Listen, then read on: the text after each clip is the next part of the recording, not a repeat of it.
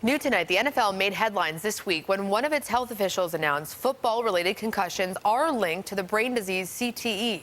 But as News 4's Jen Shantz tells us, the medical community doesn't agree. Jen? Well, Melina, orthopedics and sports medicine at UB has been at the forefront of concussion study for years, especially at their concussion management clinic.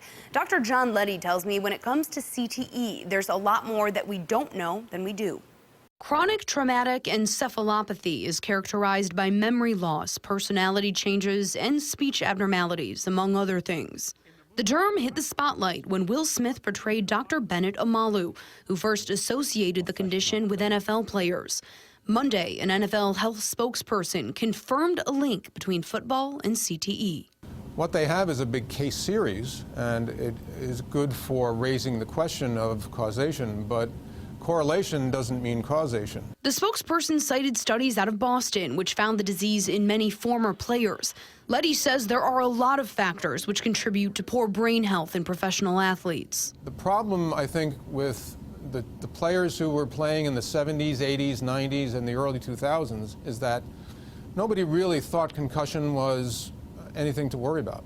He credits the research out of Boston for continuing an important discussion, but says the NFL spokesperson's statement was a matter of opinion, not science. Leddy sees youth athletes who've suffered concussions.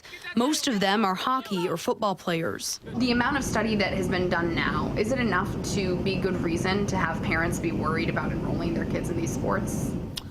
Well, I think it's enough to make them think about it. He says contact sports of any kind run the risk of concussion, but he says new regulations and safety measures are making them safer. To play or not to play, he says, is a decision that has to be made by individual families.